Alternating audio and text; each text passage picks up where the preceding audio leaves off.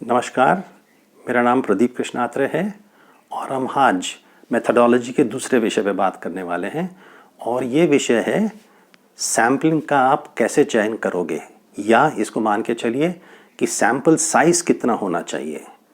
इस पे हम विस्तार से बात करेंगे, हो सकता है कि अगले सेशन में भी बात करें। और मेरे पास कुछ ऐसी रिक्वेस्ट भी आई हैं कि मुझे लिटरेचर रिव्यू पे फिर से बात करना है, तो मैं फिर आपसे उस विषय पे भी आगे जाके कभी और विस्तार से बात करूँगा। हालांकि पहले मैं एक प्रोग्राम लिटरेचर सर्वे पे बना चुका हूँ। अब अपन ये कहते हैं कि सैम्पल साइज़ को तय करने के लिए आपको 5 चीज़ों का ध्यान देना चाहिए। सबसे पहली चीज़ है कि आपके पास कितने संसाधन अवेलेबल हैं। जब आप पीएचडी करते हैं तो आपके पास संसाधन प्राय कम होते हैं, आपके पास पैसा कम होता है। ये भी अक्सर होता है कि विद्यार्थी खुद जो पीएचडी कर रहा है वो खुद जाके डेटा कलेक्शन करता है, तो ऐसी स्थिति में आपके पास जो उपलब्ध संसाधन हैं वो बहुत कम होते हैं। इसकी वजह से आपका सैम्पल साइज़ इस पर इफ़ेक्ट होता है। वैसे मैं पहले भी एक कार्यक्रम बता चुका हूँ आपसे कि जब आप पीएचडी करते हैं तो सैम्पल साइज़ पे हम इतना तवज्जो, इतना ध्यान नहीं देते हैं। और जैसे जब मैंने अपनी पीएचडी की थी तो मेरा सैम्पल साइज़ करीब 300 का था, तो लगभग इसके आसपास मोटी मोटा ये मान के चला जा सकता है कि सैम्पल साइज़ जो है पीएचडी करते समय आप उसको थोड़ा सा नज़रअंदाज कर सकते हैं। इसका मतलब ये नहीं कि आप बिल्कुल उसको कम कर दें या छोटा कर दें, सैम्पल साइज़ आप ठीक ठाक रखिए। मगर फिर भी आपको सैम्पल साइज़ 5 चीज़ों पे निर्भर करता है, ये आपको जानना ज़रूरी है। अगर आप किसी संस्थान के लिए काम कर रहे हैं तो आपके पास कितने संसाधन हैं, आपके पास कितने इन्वेस्टिगेटर्स हैं जो सैम्पल को डेटा कलेक्शन करने में आपकी मदद कर सकते हैं, कितना पैसा है आपके पास और कितना समय है। 3 चीज़ें बड़ी महत्वपूर्ण होती हैं जब आपके पास संसाधनों की हम बात करते हैं। कितने लोग हैं, कितना समय है और कितना आपके पास पैसा है। तो ये तो पहली बात हो गई संसाधन की उपलब्धता। दूसरी बात जो हमारे और ज़्यादा मैं समझता हूँ इतनी ही महत्वपूर्ण या ज़्यादा महत्वपूर्ण है कि सैंपल का आप विभाजन कैसे करने वाले हैं। इसका क्या मतलब हुआ? अब ये मान के चलिए कि समाज में 1000 लोग रहते हैं। अब 1000 में ये भी मान के चलिए कि 50 पुरुष हैं और 50 महिला हैं।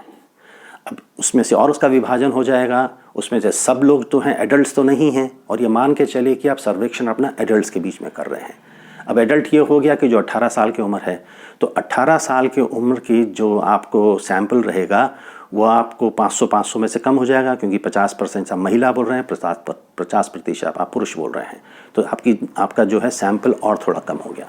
और उसके बाद आप जाके ये करना चाहते हैं कि ये जो मेरे पास उपलब्ध अब सैंपल है उसमें कितने शहरों में रहते हैं और कितने गांव में रहते हैं।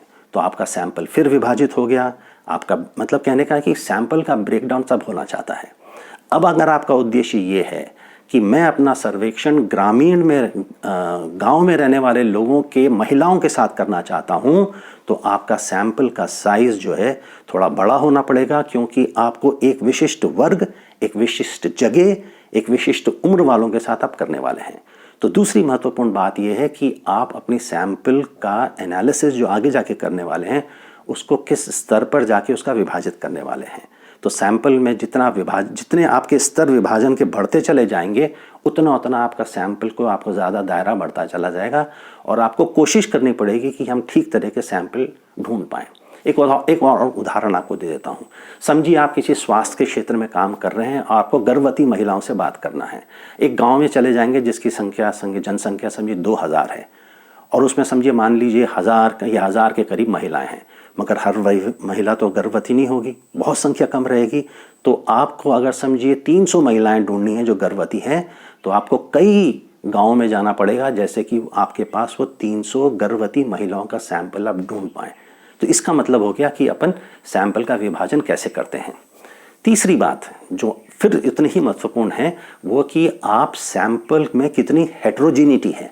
कहने का मतलब कि हेट्रोजीनिटी कह लीजिए, या अंग्रेजी का मैं दूसरा शब्द इस्तेमाल करता हूँ, उसमें वेरिएबिलिटी कितनी है, या एक बहुत सरल में हिंदी का शब्द इस्तेमाल करूँगा कि कितनी असमानता है। जितनी असमानता आपको आपके पॉपुलेशन में ज़्यादा मिलेगी उतना आपको सैंपल ज़्यादा लेना पड़ेगा।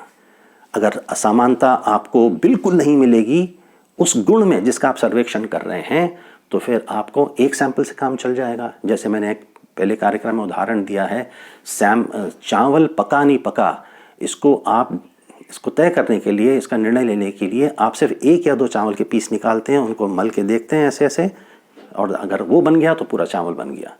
वो इसलिए कि वहाँ हेट्रोजेनिटी ना के बराबर है ना, वहाँ होमोजेनिटी ज़्यादा है, समानता ज़्यादा है। इसके लिए आपको एक चावल आपको बता देता है कि पूरा चावल कितना बना है। और मगर प्राय जब आप लोगों के साथ सर्वेक्षण करते हैं तो आपको इस तरह की समानता देखने को नहीं मिलती है, वहाँ आपको असमानता देखने को मिलेगी। एक छोटा सा उदाहरण ले लीजिए कि आप ये जानना चाहते हैं कि आपका सर्वेक्षण का मकसद ये है कि क्या महिलाएं ज़्यादा चाय पीती हैं या पुरुष ज़्यादा चाय पीते हैं, या महिलाएं ज़्यादा समय तक बैठकर पढ़ती हैं अखबार या पुरुष ज़्यादा पढ़ते हैं। तो आपको प्राय, अगर आपका ऐसा मानना है तो फिर आपको महिलाओं और पुरुष का सैंपल लेना पड़ेगा। और आपको फिर ये भी पता होना चाहिए कि जैसे जैसे उम्र बढ़ती है वैसे वैसे शायद महिलाओं में अखबार पढ़ने की जो अवधि होती है वो शायद कम होती है, ज़्यादा होती है, ये आपको पता होना चाहिए। और जो लड़कियां हैं जो कॉलेज जाती हैं, स्कूल जाती हैं, वो शायद अखबार ज़्यादा पढ़ती होंगी।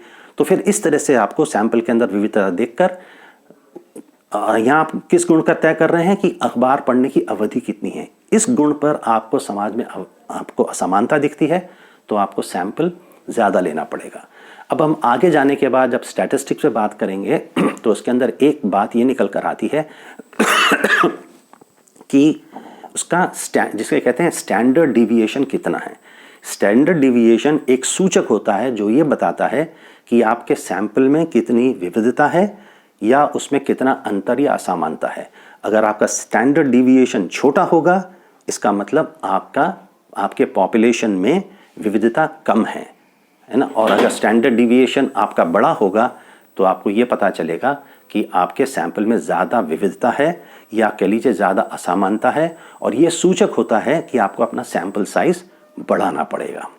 ठीक है ना। तो ये भी समझ गए आप कि हेट्रोजेनिटी, होमोजेनिटी 2 ऐसे कॉन्सेप्ट हैं, 2 ऐसे सिद्धांत हैं जिसके आधार पर आप सैंपल का चयन करते हो। अगर हेट्रोजेनिटी ज़्यादा है तो आप सैंपल को ज़्यादा लोगे, अगर उसमें होमोजेनिटी ज़्यादा है मतलब समानता ज़्यादा है तो फिर सैंपल को आप कम कर सकते हो। और इसका सूचक जो है आपका स्टैंडर्ड डिविएशन है। स्टैंडर्ड डिविएशन में बाद में बात करेंगे, बहुत सारा है इसको कैलकुलेट करना, इसका पता लगाना, तो हम आगे जाके इस पर बात करने वाले हैं। चौथी चीज़ जिस पे आपको तय करते हैं कि आपका सैम्पलिंग डिज़ाइन कितना है। अब सैम्पलिंग डिज़ाइन से क्या मतलब है? सैम्पलिंग डिज़ाइन का मतलब ये है कि सैम्पलिंग डिज़ाइन और आपके सैंपल साइज़ में बहुत घनिष्ठ संबंध होता है। ये मान के चलिए कि आप जैसे सिंपल रैंडम सैंपल कर रहे हैं या किसी और तरह की सैम्पलिंग कर रहे हैं और इस विषय पर हम बाद में बात करने वाले हैं, या स्ट्रैटिफाइड सैंपल कर रहे हैं। ऐसी स्थिति में अगर आप स्ट्रैटिफाइड सैम्पलिंग करते हैं और अगर वो स्ट्रैटिफाइंग जो वेरिएबल है वो आपके डिपेंडेंट वेरिएबल से मिलता जुलता है तो फिर आपको जो है सैंपल साइज आपका कम हो जाता है। अब मैं जानता हूं कि इस पिछले वाक्य में जो मैंने आपको वाक्य इस्तेमाल किया इसमें बहुत सी ऐसी बातें करी हैं जिससे आप अवगत न हो। जैसे कि मैंने ये कह दिया कि भाई आपका सैंपल में कितनी वेरिएबिलिटी होनी चाहिए, जो है ना सैंपल के अंदर कितना स्टैंडर्ड डिविएशन होना चाहिए, या ये कह लीजिए कि सैम्पलिंग डिज़ाइन इसमें क्या होता है, इसमें स्ट्रैटिफाइंग वेरिएबल होता है, इसमें सिंपल रैंडम सैम्पलिंग होता है। तो इसमें इन सब बातों को समझना ज़रूरी है।